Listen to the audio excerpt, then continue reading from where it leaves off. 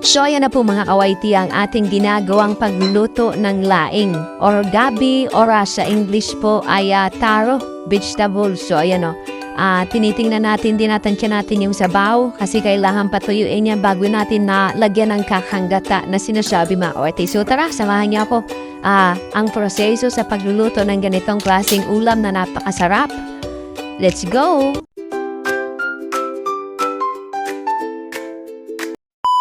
So tara na po mga kawaiti, mga kakuking, simulan na natin ang pagsasagawa ng ating gagawing pagluluto po ng ginataang gabi. Sa English is taro vegetables. Laing, maglalaing tayo. So ang nabili po ni GPC Backyard ay ayan o, walang daon siya. Tapos malaki ang kanyang laman.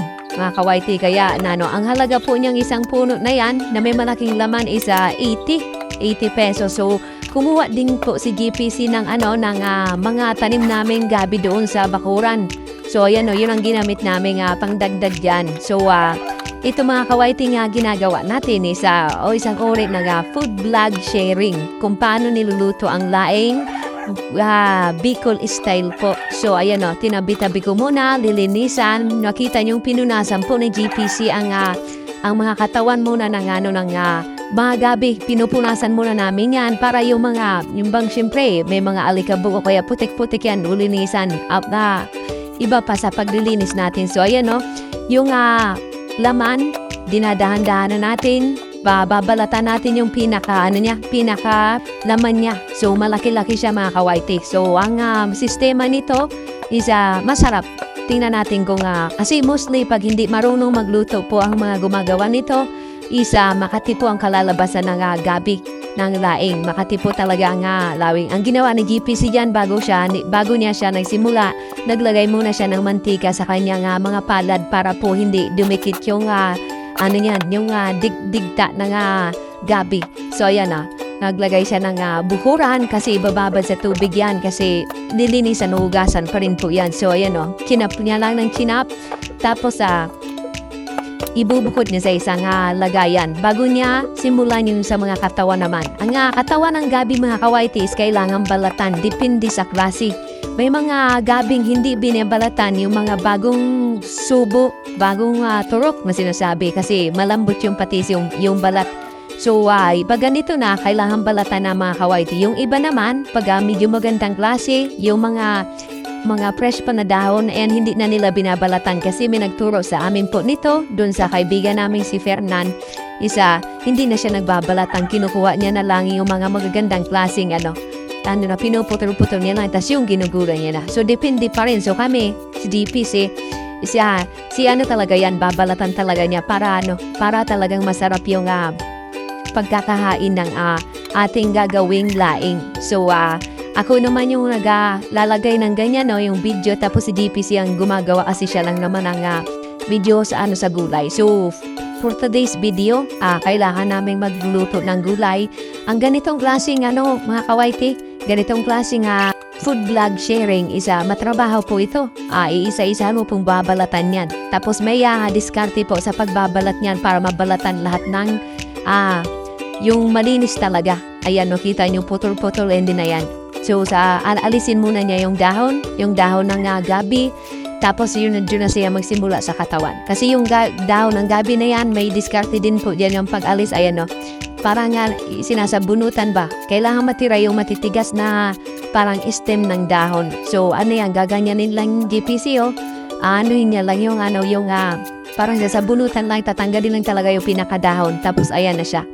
So maraming salamat sa itong sharing natin mga kawaiti pagpapakita lang ng pinakabuong pagsasagawa natin ng paggulay ng isang uri ng pagkain which is taro leaves or gabi po. So ayan matyaga siya, dapat matyaga mong gagawin. Kailangan sabi ng mga magulang namin noon, pag gagawaan ito kailangan hindi masama ang loob mo kasi ang kalalabasan po is makate. Pag yung nagagulay, masama ang loob. So tara, samahan nyo kami. Magsimula na tayo dun sa parting mga sangkap. So luya, mga kawaiti. Magagaya tayo ng luya. Ayan, luluyahin the GPC yan. And then, babalatan niya. Pero may discarding yan sa pagbabalat ng luya, lalo na pag malakihan. kutsara ang gagamitin mo. Kakagusin mo ng kakagusin yung balat, mas mabilis siyang balatan. Mga kawaiti, alam niyo naman yung luya isa may mga bukol-bukol na sinasabi yan. So ayan o, ayan mga kawaiti. Ayan, alisin na natin ang balat, tapos and then bawang, sibuyas, magbukod ng platonera para sa mga sangkap. Ayan o, tsachapin lang natin ng maliliit yan na luya kasi pwede siyang kainin. Pag yan, sinasabay namin pagkain kasi mawawala yung lasa niya sa pagpapakulo natin mga kawaiti. Kaya pwede siyang kahit papakin mo siya, hindi na siya Tapos yung aroma niyan, masasama doon. Tapos ayan, bawang naman. So sa bawang, ganyan lang. Isasabay natin yung kalahati niya sa primerang gata. Tapos yung kakang gata, lahatiin natin. Kasama na rin yung sibuyas mga kawaiti. Lalagyan din natin ng sibuyas yan. Tapos syempre, ating pinakapampabango dyan is yung tanglad mga kawaiti. So ayan, sibuyas muna tayo. Tapos ayan, tanglad. Ganun lang kasimple. Katapos dito yung naka-prepare na yun. Yung ating ginayat kanina. So ayan okay. Ang susunod natin gagawin dyan is yung, ayan, may paminta din. Tapos sunod natin yung tanlad. Pipit-pitin mo yung pinakapuno para lumabas yung amoy, yung pampabango sa pagkain. Then tatalian ni DPC ng yung parang yung pang billy roll na tali. Ayan So ayan, naka-prepare na. Tapos siling haba. Tapos lalagay tayo ngayon ng ating gata mga kawaiti. Halagang 50 pesos na buko na nyog. Lalagyan ng mainit para lumabas talaga yung pinaka gata niya. And then ayan sasalain niya ng kakanggata natin. Kasi 2 pusiso po magagata ang mga taga Bicol mga kawaiti. Ayan, 2 pusiso po kami magagata. Yan una, yung pinakakakanggata niya pipigaan and then ibubuhod. Tapos lalagyan ng mga sangkap para malasa na siya. Tapos yung pangalawang gata, piga po natin is isasama na natin doon sa ating ginayat para siya ay pakuluan na. Kasi kailangan pakuluan muna siya, antayin muna siyang tumuyo, and then makikita niyo mga kawaiti ang proseso Ayan, basic na basic lahat pinapakita natin. So ayan ayan na, nilalagay na natin lahat sa lalagay natin sa loob niyan yung tanglad sa pinakaloob, tapos yung mga sangkap natin na pampanghalo. So ayan, lalagyan na natin ang gata. Ayan, ang pangalawang gata. Ayan. Ito na yung pangalawang set natin ng gata, which is list makatas na. Kasi napigaan na natin una.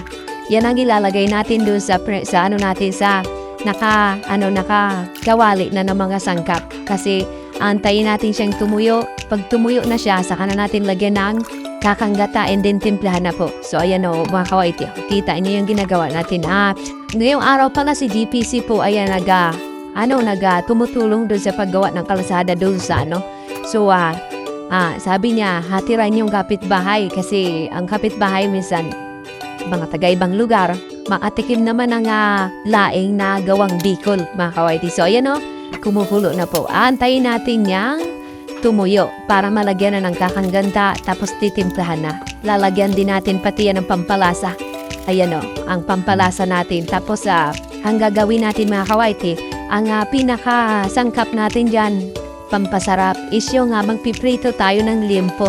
I-chop natin yung liempo ng maliliit, tapos ipiprito po natin iyon, and then medyo palulutungin natin, tapos yan ang imimix natin dyan. Isasabay natin yon sa paglalagay natin ng kakanggata. So ayan, inaantay natin yan na tumuyo. So ayan, titingnan natin, ikakalat-kalat yung hindi ginagawa ng GPC na halukayin. Ayan tinitinan niya. Kailangan lang huwag takpan. Kasi para hindi malas ay yung niluluto. Yung las ay yung parang maging maging malapot. So ayan nagprito na si DPC ng ating pangsangkap na pork chop mga kawaiti. So chinap niya naman late, papalutungin niya. Yan. Tapos yun ang ihahalo natin. So ayan mga kawaiti yan ang ihahalo po doon sa ating gagawing pangsangkap diyan sa ayan ilalagay natin yan, ibababaw, tapos kita niyo medyo tuyo na yan. Malapot siya masyado kasi marami ang laman ng gabi, which is mas masarap siya para sa amin. Mas masarap yung gabing laing pag marami ang laman na nakahalo. So ayan kakanggata na mga kawaiti. Ayan na mga kawaiti. Ayan ang pinakauna nating gata. So yan ang pinakapampasarap. pampalasa talaga. So ayan na, dahan-dahan lang maghalo-halukay kasi baka maging maatiyan. Kasi hindi pwedeng lamugin ang laing habang nagluluto po nito. So ayan o. So tara mga kawaiti. Subaybayan niyo lang ako sa pagsasagawa nito. Ang maliit na prosesong ito, napakasimple lang. Basic, lutong bahay po. Lutong bahay lang siya, tapos pero napakasarap. Hanap-hanapin talaga ito natin.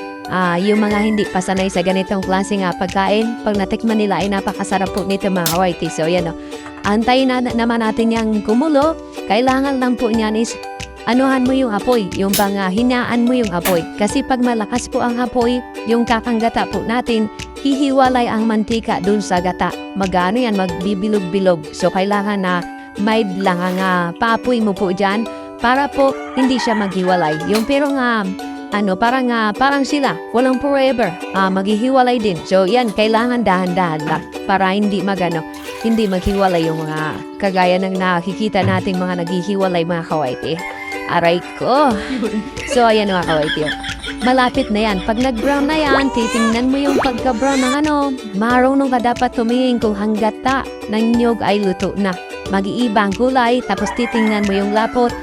Tapos, pwede mo na siyang timplahan mga kawaiti. Titimplahan mo na po yung niluluto, hindi na tuloy-tuloy na po yun. Pagkatapos yun, pwede ka na maghatid sa kapitbahay. Hindi siya masyadong timplahin kasi ang sistema ni GPC is sa dami, tansyahan lang sa paglagay ng asin, and then yung pampasarap mga kawaiti. Pag kumplito naman ang sangkap mo, mga recados, hindi naman maglalayo-layo talaga ng lasa. Mas masarap pang, mas masasaktuhan mo pa talaga ang sarap ng niluluto mo pag hindi mo masyadong tinitikman talaga. Kailangan marunong kang magtansya, mag-estimate ng lasa na ilalagay mong asin doon sa dami ng pagpapalasahin mo mga kawaiti. So ayan ang mga kawaiti. Ayan, malapit na yan. Kunting taste na lang mga kawaiti. Pwede na tayong kumain, makapaghatid sa kapitbahay. So ayan ayan na. Nag-iba na po yung kulay ng sabaw. So, isang na lang yan. Masabaw siya mga kawaiti kasi nga, ang pagkagulay natin is kunti lang yung daon. Kunti lang yung nabili namin is malaman talaga siya. Puro naman laman ang kalalabasan. Kaya sabi ng GPC, lagyan lang natin ng karami ito. Tapos okay na yan, pwede na tayo makapaghatid. So buti na lang yung mga dahon na nakuha ni GPC na kapag siya doon sa bakura namin sa mga tanim. May mga gabi tayo doon na napagkukuhaan pag-aing kasong ganito, nakakapagdagdag tayo. Lalagyan sana namin ng dahon ng kamuting kahoy, pero sobrang dami na. Sobrang dami na siya mga kawaiti. So ayan So ayan na mga kawaiti, hanggang dito na lang po ang ating munting paglalathala. Maraming salamat sa inyong panonood. God bless po sa inyong lahat.